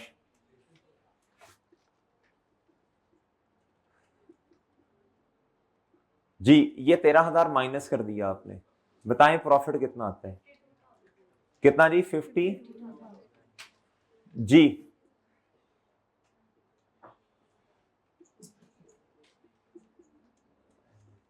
जी कितना बच्चों, इसको कैरी फॉरवर्ड करवाएं, कितना बना, 125।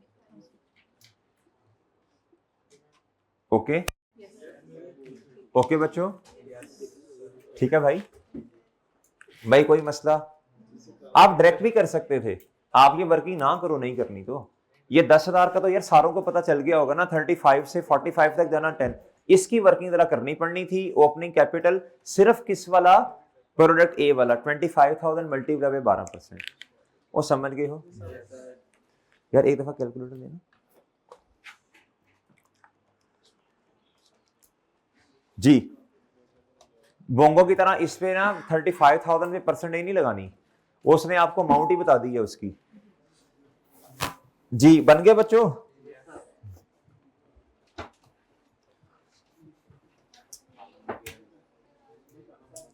जी बच्चों क्वेश्चन नंबर 1 पे आए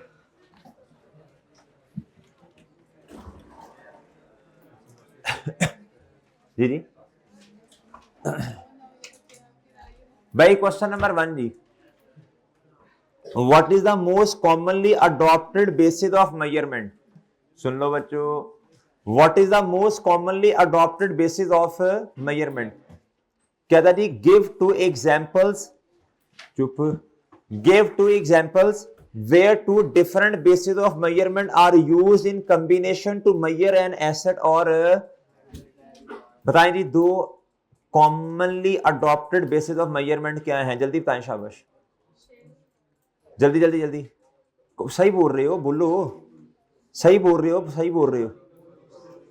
हिस्टोरिकल कॉस्ट, क्या मेरे भाई हम फाइनेंशियल स्टेटमेंट किस बेस पे बनाते हैं, N inventory is carried out बच्चों, एनआरवी या फिर क्या, कॉस्ट, फिक्स एसेट में भी कैरीड एट हिस्टोरिकल कॉस्ट और कहता रही इसमें दो चीजें होती है ना, फिक्स एसेट को या तो हिस्टोरिकल कॉस्ट पे रख लो या किस पे रख लो बच्चों, रीवैल्यूड अमाउंट पे रख लो जी। कहता give two examples where two different basis of measurement are used, two different measurement basis. कहता in combination to measure an asset or liability. तो भाई आप क्या उसका नाम है जी, जिस तरह फिक्स एसेट की एग्जांपल ले लें, आप उसे कॉस्ट पे भी रख सकते हैं और बोले साहब रीवैल्यूड अमाउंट पे भी। इन्वेस्टमेंट प्रॉपर्टी की एग्जांपल ले लें, आप क्या उसका नाम है जी, इन्वेंटरी की एग्जांपल ले लें, फिर वेटेड एवरेज और बच्चों क्या FIFO। ये आपने आंखें खोल के अब मुझे बताना है। कहता ये 4 नंबर का सवाल आया था, identify the basis of measurement of the motor vehicle in each of the above. आपने नाम लिखने हैं, किस किस की बात कर रहे हैं।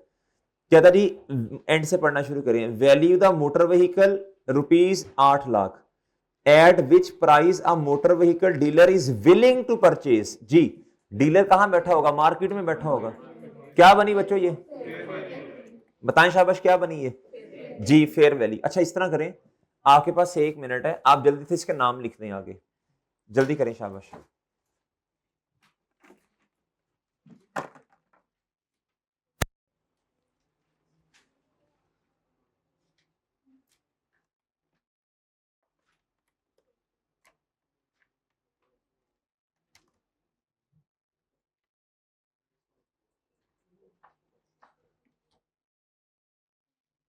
जल्दी जी, हो गए होंगे मेरा ख्याल है।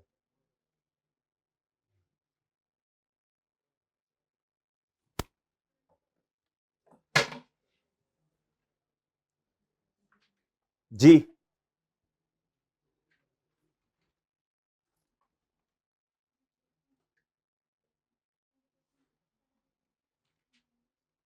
जी बच्चों बताएं जी, चौथे का क्या बना, फेयर वैल्यू। गुड भाई इधर देखो, value the motor vehicle at इतना based on the cost of a similar motor vehicle if purchase. जी रिप्लेसमेंट कॉस्ट, करंट कॉस्ट है replacement cost. Value the motor vehicle इतने का based on the cost of the motor vehicle when purchase 2 years ago, 2 साल पहले उस base पे, existing condition वो वाली। क्या था, वैल्यू द मोटर व्हीकल इतना based on the sale price of a similar motor vehicle if sold today. अगर आज, भाई ये तो वो है रेजिडुअल वैल्यू। क्या है मेरे भाई, ये रेजिडुअल वैल्यू, रियलाइजेबल वैल्यू। आज खड़े होकर देखें अगर एसेट को बेच दें तो इतने अमाउंट उससे रिकवर कर लेंगे, ये वो नहीं कह रहा बच्चों। If sold today, if sold today, इधर मेरे भाई परचेज टुडे है, परचेज टुडे होगा तो रिप्लेसमेंट कॉस्ट है, सोल्ड टुडे होगा तो बच्चों क्या है, वैल्यू न्यूज। कहां से आ गई बच्चों, खुदा का खौफ करें। और रेजिडुअल वैल्यू, रियलाइजेबल वैल्यू लिखना है आपने बच्चों। सोल्ड टुडे का लफ्ज आ गया, रियलाइजेबल वैल्यू, इतनी अमाउंट रियलाइज हो जाएगी, मिल जाएगी, रिकवर हो जाएगी। परचेज टुडे का लफ्ज है तो बच्चों क्या होगा, रिप्लेसमेंट। दोनों में फर्क करना है बच्चों, इंपॉर्टेंट। चलें 3 तो सही कर ही लिए होंगे ना आपने। चलें ये अब list the complete set of financial statement. यार ये नहीं आपको आता, कितने हैं financial statement see, comprehensive income state पूरा लिखना है, statement of comprehensive income, statement of financial position, statement of cash flow, statement of changes in equity, statement of cash flows, notes to the financial statement. Briefly describe, ये 6 number का question आया था 2020 में। Briefly describe the measurement basis, उसके बाद नहीं आया। That में be used to measure the value of the asset. मेरे भाई अब मुझे आप बता दें कितनी है, 4 हैं, 1.5 मार्क्स ईच होगा। बताएं जी हिस्टोरिकल कॉस्ट। अच्छा एसेट, एसेट अच्छा लाइबिलिटीज के लिए भी यही है, लेकिन वैल्यू इन यूज की जगह फुलफिलमेंट वैल्यू का लफ्ज आ जाना है। हिस्टोरिकल कॉस्ट, करंट कॉस्ट 2 होगी, हिस्टोरिकल कॉस्ट 1 और current cost 2, fair value 3, value वो लाइबिलिटी के लिए है भाई, फुलफिलमेंट वैल्यू भैया। और चौथी क्या है, वैल्यू इन यूज। अब सारों को थोड़ा थोड़ा एक्सप्लेन कर देना है, वो बुलेट्स बना दीजिएगा, करेक्टरिस्टिक्स लिख दीजिएगा, वो क्रैम कर लेंगे ना 6 में से इंशाल्लाह। हा 5-6 नंबर, ओए होए होए, वेल डन। क्रैम, ये क्रैम अब आपने करना है, ये आप पे डिपेंड करता है बच्चों जी। भाई ये 7 नंबर का क्वेश्चन आया था ऑटम 2022 में। किस में, ऑटम 2022 में कितने नंबर का क्वेश्चन आया था। और मजे की बात बताऊं आपको, ये कॉपी पेस्ट क्वेश्चन था, इसीलिए कहते हैं लेक्चर लो लेक्चर लो लेक्चर लो। आओ इधर क्वेश्चन बैंक के सवाल में।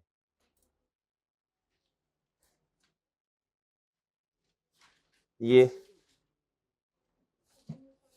कॉपी पेस्ट, क्या बच्चों, ऑटम 2022 में कॉपी पेस्ट मेरे मासूम दोस्तों।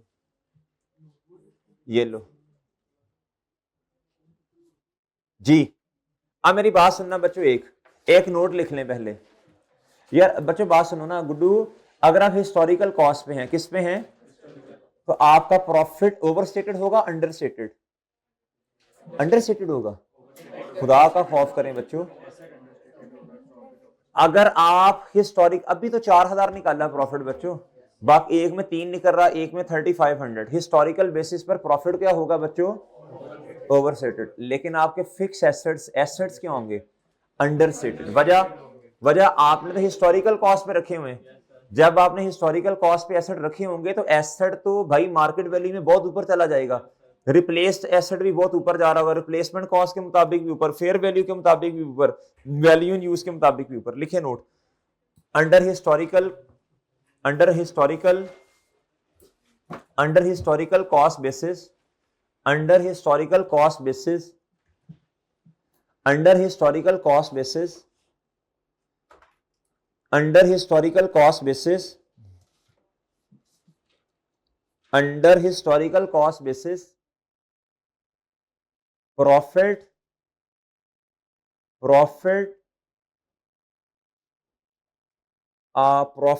Are overstated while assets are understated। ये एसेट किस एसेट की बात हो रही है, मतलब नॉन, बस ठीक है, assets are overstated understated. Okay बच्चों, प्रॉफिट ओवरस्टेटेड और एसेट। सर कहता जी consider the following statements with reference to the conceptual framework for financial reporting. जी भाई मेरे, ये पार्ट बनाना जल्दी से।